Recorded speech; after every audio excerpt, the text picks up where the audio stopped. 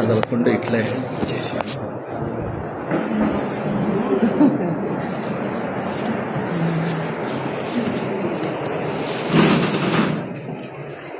దేవునికి మహిమ కలుగును గాక. హల్లెలూయా.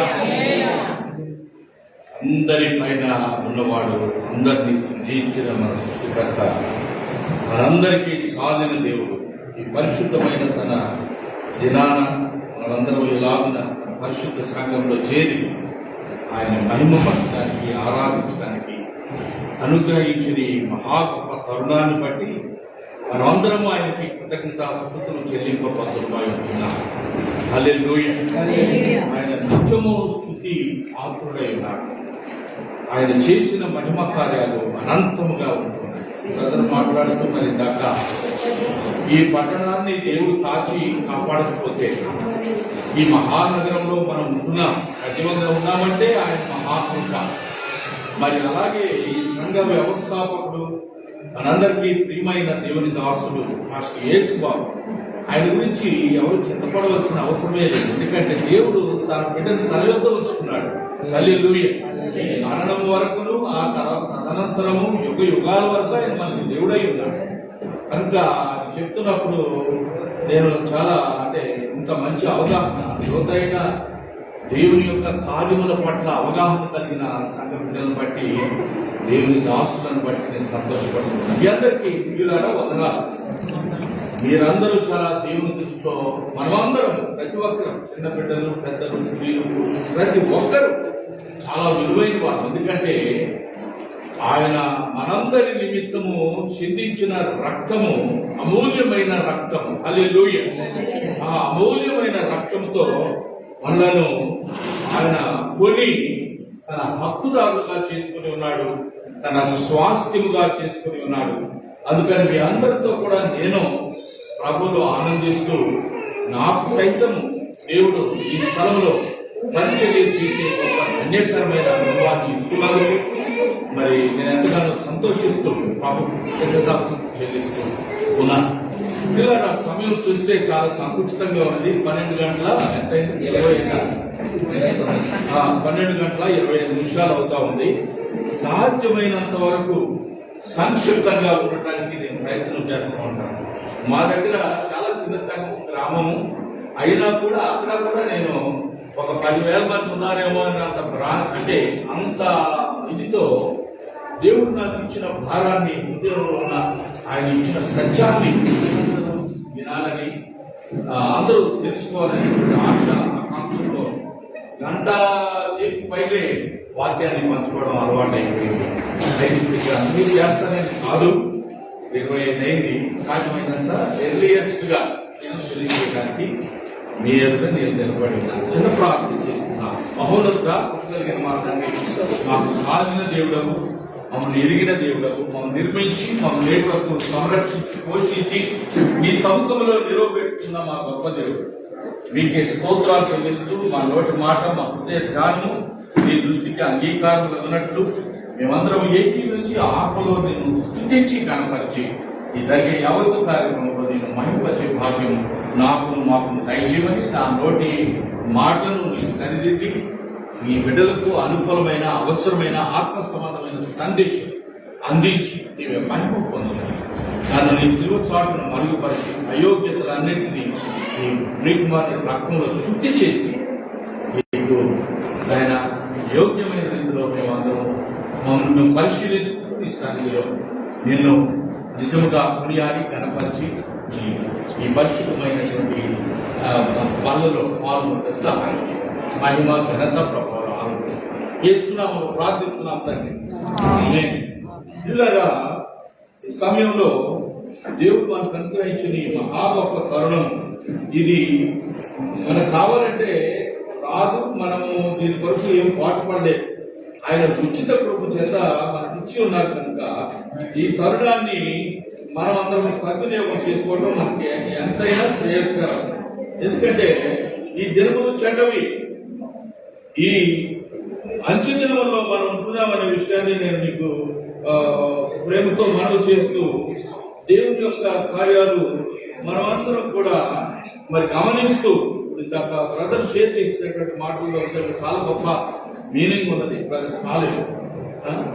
Praise God for him and for the way God has made him to stand before this congregation. And ఈ రోజున మనము ఏదో గంటలు చెప్పుకోవడానికి ఏమీ విషయం ఏంటంటే, మనందరినీ దేవుడు అంటే ఎవరెవరైతే రక్షణ పొంది ఉన్నారో వారందరినీ కూడా అందరూ రక్షణ పొందాలని ఆయన చిత్తము. ఎవరైతే ఆయన చిత్తాన్ని ఎరిగి తాము పాపులమనే విషయాన్ని, మన పుట్టుకతోటే పాపులము, మనం జన్మించిన విధానం, మనల్ని కనిన తల్లిదండ్రులు వారి పూర్వం నుంచి ఆది నుండి ఆదాము హవ్వల నుండి సంక్రమించిన పాపంలో మనమందరం ఉన్నాం. అటువంటి పాప స్థితిలో ఉన్న మనలను ఆయన కాచి కాపాడి మోడిన క్రీస్తు రక్తము ద్వారా తప్ప విమోచన లేదనే విషయాన్ని, సత్యాన్ని మనకి దేవుడు తన దాసు ద్వారా ప్రకటించినప్పుడు లోబడేటటువంటి హృదయాన్ని ఇచ్చి విశ్వాసంతో ఆయన పరక్షకుడుగా స్వీకరించడానికి మన స్వనీతిని బట్టి కానీ, మన క్రియలను బట్టి కానీ, మన భక్తి విశ్వాసాలను బట్టి అనేక విశ్వాసం ద్వారా కృప చేత రక్షించబడిన మనమందరం కూడా ఎవరెవరైతే రక్షించబడినా మిగిలిన వారందరూ రక్షణ పొందాలని ఈ సంఘము దేవుని ప్రతిష్ఠిత జనముగా ఉన్నారనేటటువంటి విషయాన్ని జ్ఞాపకం ఉంచుకొని ఆయన ఆరాధిస్తూ, ఆయన సేవిస్తూ, ఆయన ఘనపరుస్తూ, ఆయన ఇచ్చిన గంభీరమైనటువంటి ఈ చక్కటి పరిశుద్ధ మందిరంలో చేరి ఆయన్ని స్తుతిస్తూ, ఆయన గురించి మహిమపరుస్తూ, పాటలు పాడి మనం పరిశీలన చేసుకుని, దేవా ఈ నేటి వరకు నీవు మాకు అనుగ్రహించిన ఈ గొప్ప తరుణము ఇది అనేకులకు లేదు. చాలా మంది దేవుని ఎరగకుండానే చనిపోతున్నారు. ఆధారపడిన సో నశించిన దానిని వెదకి రక్షించడానికి ప్రభువుని యేసుక్రీస్తు వారు మనం ఒకప్పుడు నశించిన వారు, ప్రభువుని ఎరగని వారు. కానీ ఆయన ఎరిగిన తర్వాత ఆయన మన ఎడల చూపిన ప్రేమ, మన ఎడల ఆయన కలిగి ఉన్న సంకల్పం, the purpose for which God has called us is to glorify us in Himself. తన యందు మనం మహిమపరచుకోవడానికి, తన మహిమాన్వితమైన సన్నిధిలో యుగ యుగాలు జీవించాలి. మనం ఇక్కడి వరకే కాదు, ఈ లోక జీవిత యాత్ర ముగిసిన తర్వాత కూడా మరణం వరకు, ఆ తరువాత నిత్య జీవములో యుగ యుగాల వరకు ఆయనలో నివాసం ఉండే అంగీకరమైన వాగ్దానం ఆయన చేసి, కనుక ప్రియమైన దేవుని బిడ్డలారా, ఈ సమయంలో ప్రియులైన మీ అందరికీ నేను ప్రేమతో మనవి చేస్తున్న విషయం ఏంటంటే, దేవుని వాక్యము 1 కొరింథీ పత్రికలో 11వ అధ్యాయం, 1 కొరింథీ పత్రిక 11వ అధ్యాయము 23 నుండి 30 వరకు రాయబడిన పరిశుద్ధ లేఖనాన్ని నేను చదువుతున్నాను త్వరగా. మీరు వినండి శ్రద్ధగా. ఈరోజు ప్రభు భోజన ప్రభు పళ్ళను అబ్జర్వ్ చేయబోతున్నాం. సేపట్లో మేము దాసులు దాన్ని నిర్వహిస్తాం. అయితే ఈ వర్తమానాన్ని మనం జాగ్రత్తగా ఆలోచన చేసి దేవుడు వాక్యం చెప్తుందో దాన్ని మనం గౌరవించాలని గ్రహించుకోవాలి. 1 కొరింథీ 11వ అధ్యాయం 23వ వచనం నుండి 30 వరకు, నేను మీకు అప్పగించిన దానిని ప్రభు వలన పొందితిని.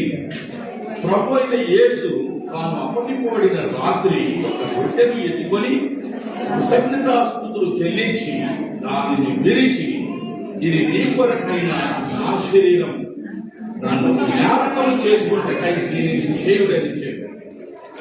ఆ ప్రకారమే భోజనమైన పిమ్మట ఆయన పాత్రను ఎత్తుకొని, ఈ పాత్ర నా రక్తము వల్ల నైనా కొత్త నిబంధన, మీరు దీనిలోనిది త్రాగునప్పుడు ఎలా నన్ను జ్ఞాపకం చేసుకున్నట్టుకై దీనిని చేయుడని చెప్పారు. మీరు ఈ రొట్టెను తిని ఈ పాత్రలోనిది త్రాగునప్పుడు ఎలా ప్రభు వచ్చు వరకు ఆయన మరణమును ప్రచురించారు. కాబట్టి ఎవడు అయోగ్యముగా ప్రభువు యొక్క రొట్టెను తినునో లేక ఆయన పాత్రలోనిది త్రాగునో వాడు ప్రభువు యొక్క శరీరమును గూర్చి రక్తమును గూర్చి అపరాధము. కాబట్టి ప్రతి మనుషుడు తాను పరీక్షించుకొనవలెను, అలా చేసి ఆ రొట్టెను తిని పాత్రలోనిది త్రాగవలెను. హల్లెలూయా. దేవుని ప్రియ బిడ్డలారా, చదవబడిన పరిశుద్ధ లేఖనంలో మనం గమనించినటువంటి ప్రధానమైనటువంటి విషయము, నేను కేవలము ఒక 4 విషయాలు మీకు జ్ఞాపకం చేసి త్వరగా నేను ముగిస్తానండి.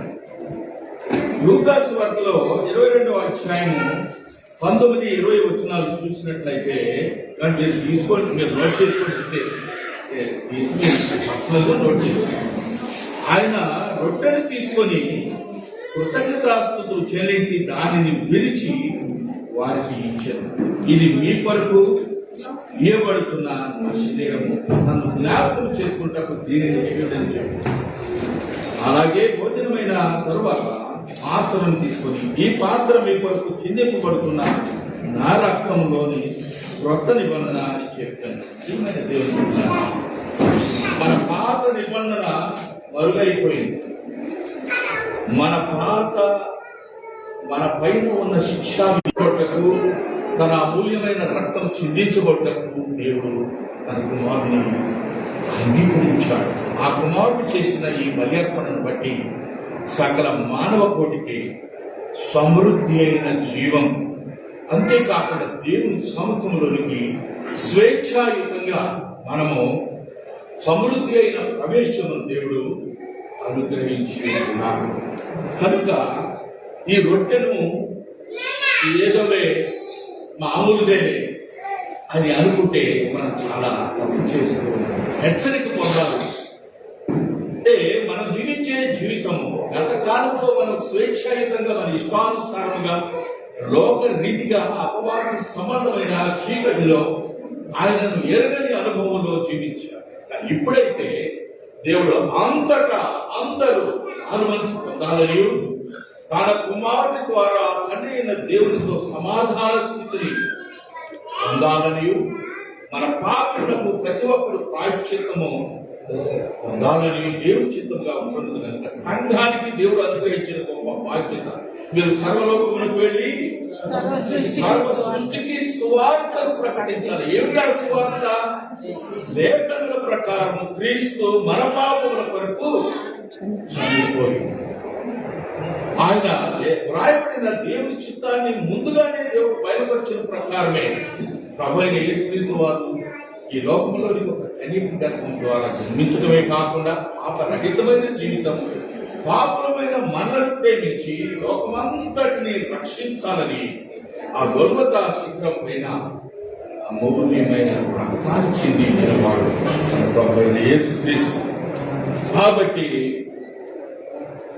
రొట్టె మన కొరకు అప్పగించబడిన క్రీస్తు శరీరానికి అని అదొక సూచన, జ్ఞాపకార్థముగా ఉంది. అంతేగాని అందులో ఏదో మహత్యం ఉన్నదని కాదు. It is only A remembrance, అది ఒక జ్ఞాపకార్థ సూచన. మనం ఎల్లప్పుడూ కూడా ప్రభువును జ్ఞాపకం చేసుకోవాలి. ఎందుకు? ఆయన పొందిన శ్రమలను జ్ఞాపకం చేసుకోవాలి. ఆయన ఏ పాపము లేనివాడనే విషయాన్ని జ్ఞాపకం చేసుకోవాలి. మన ఎడల తను చూపిన ప్రేమ, అది దాన్ని వర్ణింపని అశక్యమైనటువంటి యుగయుగముల ప్రేమ, దేవుని యొక్క ప్రేమ, నిర్మలమైన ఆ ప్రేమ చేత ఆయన నన్ను ప్రేమించాడు. కనుక ఆయన ప్రేమను, ఆయన త్యాగమును, చిందించిన రక్తమును, పొందిన దెబ్బలను, అనుభవించిన గాయములను, పలికినటువంటి మధురమైన తన యొక్క ప్రేమపూర్వకమైన సజీవమైన మాటలు, సంపూర్ణ సత్యములుగా ఆయన పలికిన ఆ మాటలు సకల మానవ కోటికి ఒక నిరీక్షణకు ఆస్పదంగా ఉన్నాయి. They are all giving great hope to everyone who hears those words which Jesus spoke on the cross. శిలువలో ఆయన పలికిన ఆ పదములు చాలా. కనుక యేసుక్రీస్తు శరీరము ఒక్కసారి అప్పగింపబడిన దాని వలన మనము పరిశుద్ధపరచబడినామని హెబ్రీ పత్రికలో 10వ అధ్యాయం 10వ వచనంలో మనం చదువుతూ ఉన్నాం. నోట్ చేసుకోండి, మీరు వ్యక్తిగతంగా పఠనం చేయండి ప్రతి ఒక్కరు కూడా. అదే అంతేకాకుండా రెండవదిగా, నేను 4 పాయింట్లు చెప్తాను. రెండవదిగా, మనము దేవుని సన్నిధిలో మనము పరిశీలన చేసుకోవాల్సిన ఆవశ్యకత, అది చాలా ప్రాముఖ్యం అన్నమాట. మనము ప్రతి ఒక్కరు మన అంతరంగంలో మనం ఎలాంటి వారం ప్రభువుని నిజంగా విశ్వసించామా, లేక ఆచార ప్రకారంగానే కానీ ఇంకా మన వ్యక్తిగత జీవితంలో చీకటి రాజ్యమేలుతుండగా కేవలము తెల్లని వస్త్రాలు ధరించుకున్నామా, లేకపోతే అంతరంగంలో దేవునికి నిజంగా భావించి పై వస్త్రాలు ఏది ధరించినా అది కాదు అక్కడ గొప్ప విషయం. ఆయన మన హృదయాన్ని చూస్తున్నాడు. ఆ హృదయంలో ఆయనను ఎదిగిన అనుభవం. యెహోవా ఉత్తముడని రుచి చూచి తెలుసుకోబడ్డాడు. ప్రభువైన యేసుక్రీస్తు వారు ఆయన ఎలాంటి వారు, ఆయన మార్గం ఎలాంటిది, అది జీవ మార్గం, అది మరణం లేదు. అందులో ఆయనలో ప్రేమ ఉన్నది, యుగ యుగాల దేవుని సంకల్ప నెరవేర్పు అందులో ఉన్నది. కనుక దేవుని సన్నిధిలో ఆయన ప్రేమలో మనం నడుచుకున్నాం. ఆయన విశ్వసించి లోబడి ఆయన చెప్పిన ప్రకారం నేలలో బాప్తిస్మం పొంది, తండ్రి కుమార పరిశుద్ధాత్మగా బాప్తిస్మం పొంది, సంఘములో సభ్యులుగా చేరి ఆయన శరీరంలో అవయవములుగా ఉంచు, సజీవమైన రాడుగా ఆయన మందిరములు పట్టబడుచు, ఆత్మ మనలో నివసించుచున్న కొలది ఆయనకు ఆత్మకు సంపూర్ణమైన స్వేచ్ఛను మనం ఇవ్వాలి. ఆయన ఆత్మను మనలో ఉన్నాడు, ఆయన గుర్తుపెట్టే పనులు చేస్తున్నాం. మన వ్యక్తిగత ఆకాంక్షలు శరీర భాషలు నెరవేర్చుకుంటున్నామా, ఇవన్నీ గమనించుకుని జాగ్రత్తగా మనం ఉండాలని దేవుడు కోరుచు ఉన్నాడు. 1 కొరింథీ పత్రికలో 11వ అధ్యాయంలో 27 నుండి 29 వరకు మనం చూసినట్లయితే, ఎవడైనాను అనర్హుడుగా ఉండి ప్రభు యొక్క రొట్టెను తిని పాత్రలో అనేది ఆగును వాడు ప్రభు యొక్క శరీరమును వచ్చి రక్తమును వచ్చి అపరాధి అని. అందుచేత తనకు తాను ప్రతి ఒక్క వ్యక్తి పరీక్షించుకోవాల్సిన అవసరత పరిశుద్ధ లేఖనము మనకి హెచ్చరిక చేస్తుంది. ప్రియమైన దేవుని బిడ్డలారా, ఎన్నెన్నో పరిమితులు ఉన్నాయి లోకంలో. మన ఆరోగ్య సమస్యలు, ఆర్థిక సమస్యలు, సామాజిక సమస్యలు, సాతాను యొక్క అడ్డుబండలు, అవరోధాలు, నీతి విరోధైన వారి ఆత్మ దురాత్ములు 24 గంటలు మరి దినమెల్లా వాడు పనిచేస్తారు. దేవుని బిడ్డలు అందుకనే యుద్ధోపకరణములను ధరించుకొని దేవుని బిడ్డలు యుద్ధ సన్నద్ధులై ప్రభు రాకుడు కొరకు కనిపెట్టుకున్న వారై ఉండవలసినటువంటి అవసరతను పరిశుద్ధ లేఖనము ఎంతో స్పష్టంగా మనకు తెలియజేస్తుంది. అందుకని యోగ్యమైన విధంగా మనం దేవుని పరిశుద్ధ పళ్ళలోని పాలు పంపులు పొందాలని మనమందరం కూడా దేవుని యొక్క మరి సముఖంలో మనకు తెలిసిన పాపం, సీన్స్ దట్ వి కమిటెడ్, మనకు తెలిసినటువంటి అందరినీ క్షమించమని చెప్పాడు. శత్రువులను సైతము క్షమించాడు. ఆయన ఎవరిని శత్రువులుగా భావించుకోలేరు. అందరి కొరకు ప్రార్థించాడు. మనం అందరినీ క్షమిస్తున్న పురస్కరమైన మనలను తన అమూల్యమైన రక్తం ద్వారా, తన బల్యర్పణ ద్వారా తన యొక్క సమాధాన స్థితిని తండ్రి అయిన దేవునితో మధ్యలో మనకున్న వైరాన్ని తొలగించి అగాధంగా ఉన్నది. ఎందుకంటే దేవుడు పరిశుద్ధ, అత్యంత పరిశుద్ధుడు. మన పాపులమైన ఇది పాపులమైన మన తనకున్న ప్రేమ చేత మన తన సముఖంలోకి తన కృపలో మనకు భాగస్వామ్యాన్ని ఇచ్చాడు. పాపం నన్ను క్షమించడానికి ఇష్టపడ్డాడు. కనుక క్రీస్తు మరి ఇదంతా కూడా మనం రొట్టె తీసుకున్నప్పుడు క్రీస్తు మన కొరకు మరణించాడు, సమాధి చేయబడ్డాడు, మృతులలో నుండి లేచాడు, తిరిగి మహిమతో రానైనాడు అనే విషయాన్ని హల్లెలూయా ఒకసారి తిరిగి రానైనాడు మహిమలో. మనందరి కొరకు చెప్తూ మాట్లాడినప్పుడు నాకు బాగా నచ్చింది ఆ మాట. ఎవరికైనా నచ్చింది దేవుని వాక్యము సత్యం. ఏంటని మానవ కొరకు పరలోకంలో దేవుడు ఏం చేస్తున్నాడు? స్థానం సిద్ధపరుస్తున్నాడు. We need a place in heaven, not just here on earth. భూమి మీద మాత్రమే స్థలం ఉందిలే, నాకు 200 గజాల స్థలం ఉందిలే, కట్టేశాను, 3 ఫ్లోర్లు వేశాను, సరిపోద్దా? దేవుని పెట్టారా? ఇరాన్ ఒకసారి ఆలోచన చేసుకోండి. మధ్య ప్రాచ్య దేశాల్లో చెలరేగుతున్న యుద్ధాలు, ఇటీవల మొన్న 3 రోజుల క్రితం జరిగిన భయానకమైన భూకంపంలో దక్షిణ దేశంలో కూడా లక్షలాది మంది ఆ శిథిలాలకు చిక్కుకున్నారని, చాలా చనిపోయారని. మనం ఇంకా నేటి వరకు సజీవంగా ఉన్నామంటే దేవుని మహత్వమైన కృప. అయ్యా నీకు కృతజ్ఞతాపూర్వక హృదయంతో నీ సేవ చేయడానికి నేను నా కుటుంబము సంసిద్ధంగా ఉన్నాం ప్రభా అని మనం చెప్పుకోవాలి. నేను మీతో మనవి చేశాను. మొట్టమొదటిది క్రీస్తు బలిదానాన్ని ఆయన చేసిన బలి అర్పణను శిలువ మరణాన్ని జ్ఞాపకం తీసుకోవాలి. రెండవదిగా దేవుని సన్నిధిలో మనం పరిశీలించుకోవాలి. మూడవదిగా ప్రభు మరణాన్ని ఆయన తిరిగి వచ్చే వరకు ప్రకటిస్తూనే ఉండాలి. ఆయన మరణించిన మరణము వ్యర్థం కాదు. పాపుల రక్షణ కొరకు ఆయన రాకులను గురించిన వాస్తవికత ఒక సంపూర్ణమైనటువంటి నిరీక్షణకు ఆస్పదమైన వాగ్దానం నెరవేర్చుకోవచ్చు మనం చూస్తూ ఉన్నాం. ఆయన వచ్చే వరకు మరణాన్ని స్పష్టపరచాలి. ఆయన మరణించి సమాజంలోనే లేడు. అదే తిరిగి మూడవ దేవున లేచి ఉన్నాడు. మనం ఒకసారి చప్పట్లు కొట్టి దేవుడు అభ్యాసంగా లేదో ఇది వేరే ఎవరో ఇమిటేట్ చేయండి. దేవుడు ఆయన జనపరచడానికి నేను ఎప్పుడైతే ఇదే చెప్తా. మా ప్రతి మంది సంఘంలో కూడా దేవుడిని మహిమపరచడానికి మనం సపోర్ట్ పడుతుంది. ఎవరు ఒక్కడు కూడా యోగ్యులు లేరు, అర్హులు లేరు. 5వ అధ్యాయం ప్రకటన గ్రంథంలో చదివితే దాని కారణం ఏంటో తెలుస్తున్నాను. ఆయన ఒక్కడే అర్హుడు. హల్లెలూయా.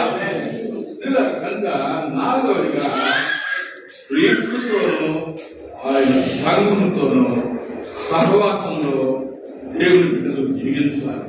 ఆమేన్. ఈ విశ్వాసుల యొక్క పరిశుద్ధుల యొక్క సహవాసం పరిశుద్ధ సంఘములో తను సజీవమైన రాగి ఆయన ఆత్మతో మన నింపి తను ఆత్మీయమైనటువంటి ఒక మందిరాన్ని తాను నివసించగలిగిన మందిరాన్ని మహిమాన్వితమైన మందిరాన్ని దేవుడు ఈ సంఘ బిడ్డల ఆత్మల ద్వారా కడుతూ ఉన్నారు. సమర్పణతో యథార్థ హృదయంతో ఆయనకు మనం చేసే ఈ పరిచర్య నిరంతరం దేవుని సముఖంలో జ్ఞాపకంలో ఉంచబడి కాబట్టి ఆయన మన ద్వేషానికి విభేదాలకు అసూయలకు మరి ఆయన క్షమించాలని ప్రతి ఒక్కరిని క్షమించాలని ఆయన మనందరినీ వాటన్నిటికి దూరం కమ్మని చెబుతూ ఉన్నాడు. కాబట్టి ఈ రోజున ఆయన 1వ యోహాను 1వ అధ్యాయం 9వ వచనంలో ఒక మాట చెప్తారు. మనము మన పాపములను ఒప్పుకొని ఎట్లా ఆయన తప్పు జరగదని లేదు. పొరపాట్లు ఎవరికైనా జరుగుతాయి. కానీ జరగడం తప్పు కాదు. జరిగినటువంటి దానిని పరిశుద్ధుడైన దేవుడు వాగ్దానం చేసిన వాడు, అమూల్యమైన రక్తం చిందించిన వాడు తన రక్తం చేత శుద్ధి చేసి తనతో సమాధాన స్థితిలో కొనసాగించుకుంటాడు. అటు గొప్ప సమాధానం దేవుడు తన విధమైన మనకు అనుగ్రహించుగా ప్రార్థన చేస్తున్నాం. మహోన్నతుగా మా దేవా నిరంతరించి తరుణాన్ని బట్టి వందనాలు చెల్లించుకుని ఆశీర్వదించి అనుగ్రహించిన ఈ గొప్ప తరుణము అయా మేము ప్రేమించే హృదయాలు, మిమ్మల్ని ప్రేమించే కుటుంబాలు, వ్యక్తులు అయా సమూచ సమాజంగా సమకూర్చి ఈ పరిశుద్ధమైన అయా న్యూ లైఫ్ పార్టీస్ సంఘం సమకూర్చుకున్నాను. ప్రతి ఒక్కరిని జీవించమని ప్రతి ఒక్కరము హృదయపూర్వకమైన భక్తి విశ్వాసాలతో ఈ వాక్యాన్ని అనుగుణంగా మమ్మల్ని పరిశీలించుకుంటూ ఈ బాధ్యతాయుతమైన పరిశుద్ధ పరిస్థితి కార్యం జరిగించి మహిమ పొందమని ఏస్తున్నాము ప్రార్థించి సమర్పించి వేడుకుంటున్నాము. అందరికీ చాలా వందనాలు. దేవుని దాసులు కాలేజీ గారు అలాగే వీళ్ళ బిడ్డలు ఈ కార్యక్రమాన్ని ముందు కొనసాగిస్తారు. దేవుడిని ఆశీర్వదించుగా. ఆమేన్.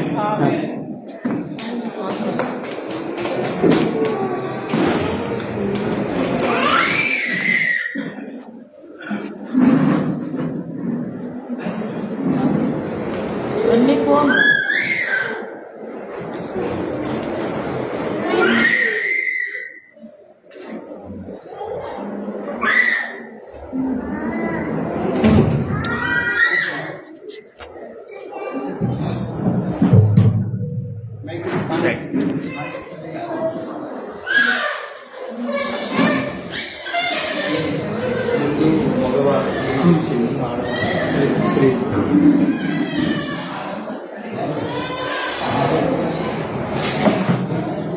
ఈ